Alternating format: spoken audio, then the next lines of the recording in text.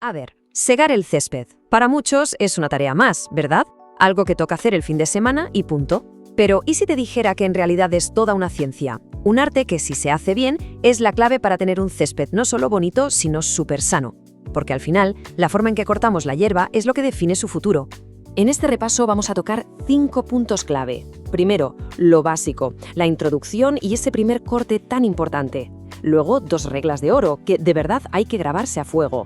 También veremos cuándo es el mejor momento para sacar la máquina. Hablaremos de las propias máquinas y sobre todo de sus cuchillas. Y para rematar, una reflexión muy chula, siega estética frente a siega ecológica. Venga, pues vamos al lío. Empezamos por la base de todo, por el cimiento. Y es que el primer corte que se le da a un césped de recién sembrado es, sin ninguna duda, el momento más delicado y decisivo para su salud a largo plazo. Y aquí, ojo, la precisión es fundamental. Se recomienda que ese primerísimo corte sea de entre 4 y 6 centímetros. Y esto no es un número al azar, tiene su porqué. Le da a la planta, que todavía es un bebé, digamos, la hoja suficiente para hacer bien la fotosíntesis y echar raíces fuertes, pero sin que se nos venga abajo por ser demasiado alta. Muy bien, ya hemos hecho ese primer corte. A partir de ahora, todas las cigas que vendan se rigen por unos principios que son sagrados. Vamos a ver las 2 reglas de oro para un corte de 10. Y aquí está, la regla más importante de todas, el mandamiento número 1 de la jardinería profesional y la base de un césped sano.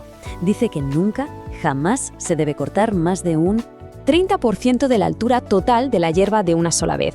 Este es el número mágico, el 30%. Si nos pasamos de ahí, la planta sufre un estrés brutal, se debilita y le cuesta un mundo recuperarse. Es que esta es la regla de oro, no hay más.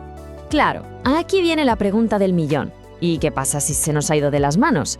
Te vas de vacaciones, llueve un montón y de repente tienes una selva en el jardín. ¿Cómo lo arreglas sin saltarte la regla del 30%? Pues la solución se llama paciencia. Y un truco conocido como el método de las 2 siegas. Es sencillo. Primero se da un corte alto, quitando solo las puntas. Luego, y esto es importante, se deja que el césped respire y se recupere un par de días, 2 o 3. Y solo entonces se le da el segundo corte a la altura que queríamos. Así, 0 traumas para la planta.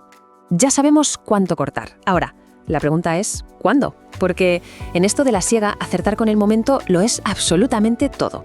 A ver, la regla aquí es súper simple y no tiene discusión. El césped se siega siempre cuando está totalmente seco. Si lo intentes cortar mojado o húmedo, es un desastre.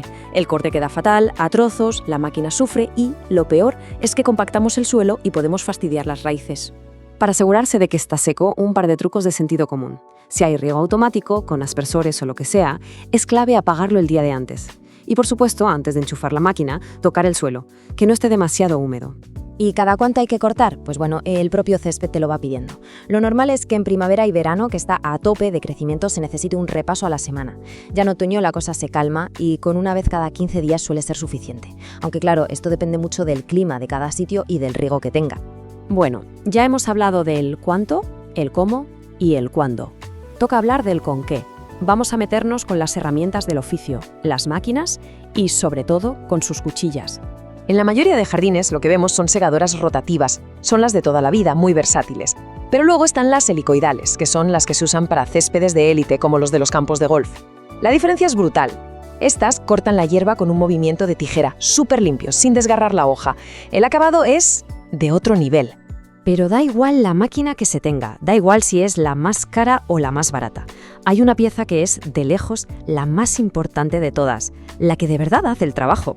Es la cuchilla. Cuidarla es básico y se resume en 3 cosas. 1, que esté siempre afiladísima. 2, que esté limpia. Y 3, que es algo que a veces se olvida, desinfectarla si vamos a usarla en zonas de césped distintas. Y que quede claro que esto no es solo por dejarlo bonito. Una cuchilla afilada hace un corte limpio y la hierba cicatriza mucho antes. Y lo de desinfectarla es una medida de salud pura y dura.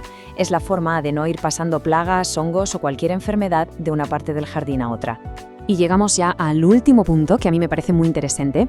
Vamos a ver una idea que puede que sorprenda y que conecta la altura del corte con la salud real de nuestra pradera. Aquí está lo curioso del asunto. Pensemos en un césped de esos de revista, como el de un campo de fútbol. Uno tendería a pensar que cuanto más corto mejor, ¿verdad? Pues no.